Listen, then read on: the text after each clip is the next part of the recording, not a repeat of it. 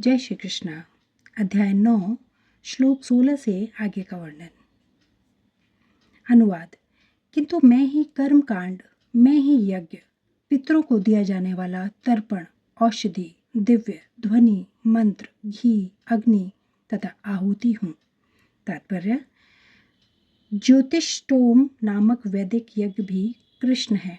स्मृति में वर्णित महायज्ञ भी वही हैं। पितृलोक को अर्पित तर्पण या पितृलोक को प्रसन्न करने के लिए किया गया यज्ञ, जिसे घृत रूप में एक प्रकार की औषधि माना जाता है, वह भी कृष्ण ही है। इस संबंध में जिन मंत्रों का उच्चारण किया जाता है वे भी कृष्ण हैं। यज्ञों में आहुति के लिए प्रयुक्त होने वाली दुग्ध से बनी अनेक वस्तुएं भी कृष्ण हैं।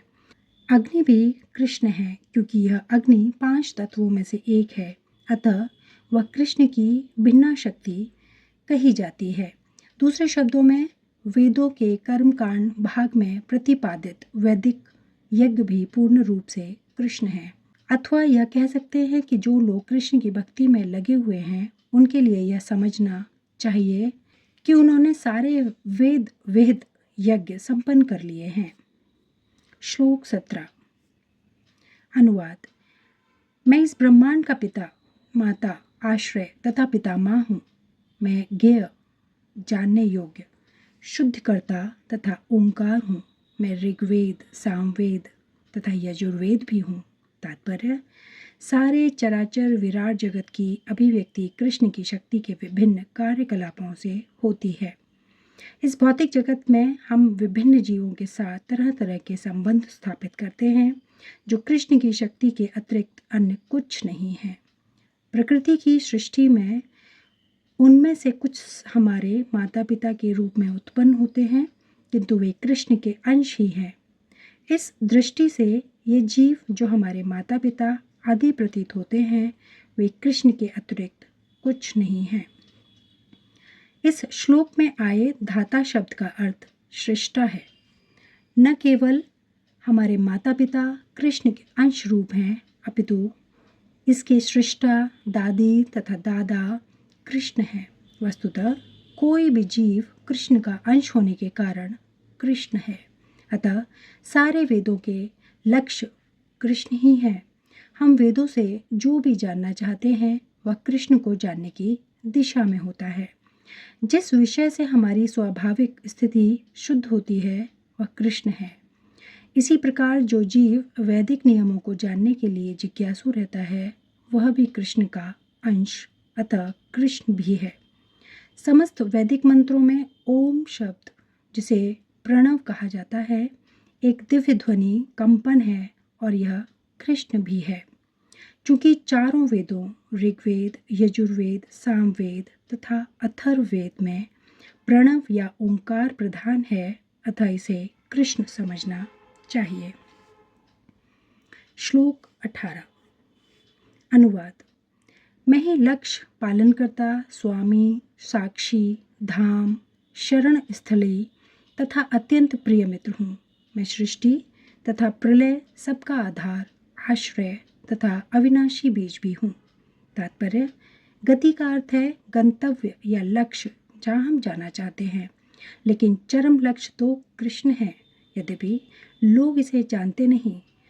जो कृष्ण को नहीं जानता वह पथ भ्रष्ट हो जाता है और उसकी तथाकथित प्रगति या तो आंशिक होती है या फिर भ्रमपूर्ण। ऐसे अनेक लोग हैं जो देवताओं को ही अपना लक्ष्य बनाते हैं और तदनुसार कठोर नियमों का पालन करते हुए चंद्रलोक, सूर्यलोक, इंद्रलोक, महलोक जैसे विभिन्न लोकों को प्राप्त होते हैं।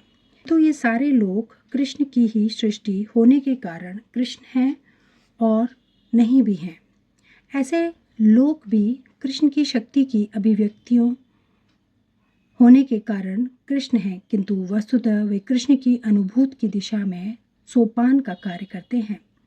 कृष्ण के विभिन्न शक्तियों तक पहुँचने का अर्थ है अप्रत्यक्ष कृष्ण तक पहुँचना। अतः मनुष्य को चाहिए कि कृष्ण तक सीधे पहुँचे, क्योंकि इससे समय तथा शक्ति की बचत होगी। उदाहरणतः यदि किसी ऊंची इमारत की चोटी तक एलिवेटर यानी कि लिफ्ट के द्वारा पहुंचने की सुविधा हो तो फिर एक एक सीढ़ी करके ऊपर क्यों चढ़ा जाए। सब कुछ कृष्ण की शक्ति पर आश्रित है। अतः कृष्ण की शरण लिए बिना किसी वस्तु का अस्तित्व नहीं हो सकता। कृष्ण परम शासक हैं क्योंकि सब कुछ उन्हीं का है और उन्हीं की शक्ति पर आश्रित है। प्रत्येक जीव के हृदय में स्थित होने के कारण कृष्ण परम साक्षी हैं। हमारा घर, देश या लोक जहाँ पर हम सब रह रहे हैं, सब कुछ कृष्ण का है। शरण के लिए कृष्ण परम गंतव्य है। अतः मनुष्य को चाहिए कि अपनी रक्षा या अपने कष्टों के विनाश के लिए कृष्ण की शरण ग्रहण करे। हम चाहे जहाँ भी शरण ले, हमें जानना चाहिए कि हमारा आश्रय कोई जीवित शक्ति होनी चाहिए। कृष्ण परम जीव हैं, क्योंकि कृष्ण हमारी उत्पत्ति के कारण या हमारे परम पिता हैं। अतः उनसे बढ़कर न तो कोई मित्र हो सकता है, न शुभ चिंतक। कृष्ण सृष्टि के आदि, उद्गम और प्रलय के पश्चात परम विश्राम स्थल हैं। अतः कृष्ण सभी कारणों के शाश्वत कारण हैं। श्लोक 19। अनुवाद। हे अर्जुन, मैं ही ताप प्रदान करता हूँ और वर्षा को रोकता तथा लाता हूँ। मैं अमरत्व हूँ और साक्षात मृत्यु भी हूँ। आत्मा तथा पदार्थ, सत्य तथा असत दोनों मुझ ही में हैं। तात्पर्य, कृष्ण अपनी विभिन्न शक्तियों से विद्युत तथा सूर्य के द्वारा ताप तथा प्रकाश बिखेरते हैं। ग्रीष्म ऋतु में कृष्ण ही आकाश से वर्षा नहीं होने देते और वर्षा ऋतु में वे ही अनवरत वर्षा की झड़ी लगाते हैं। जो शक्ति हमें जीवन प्रदान करती है वह कृष्ण है और अंत में मृत्यु रूप में हमें कृष्ण मिलते हैं।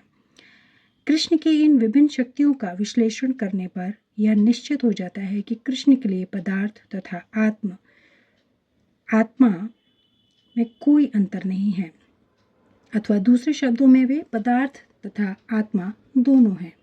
अतः कृष्ण भावनामृत की उच्च अवस्था में ऐसा भेद नहीं माना जाता। मनुष्य हर वस्तु में कृष्ण के ही दर्शन करता है। चूँकि कृष्ण पदार्थ तथा आत्मा दोनों हैं, अतः समस्त भौतिक प्राकट्यों से युक्त यह विराट विश्व रूप भी कृष्ण है एवं वृंदावन में 2 भुजा वाले वंशी वादन करते श्याम सुंदर रूप में उनकी लीलाएं उनके भगवान रूप की होती हैं। श्लोक 20। अनुवाद।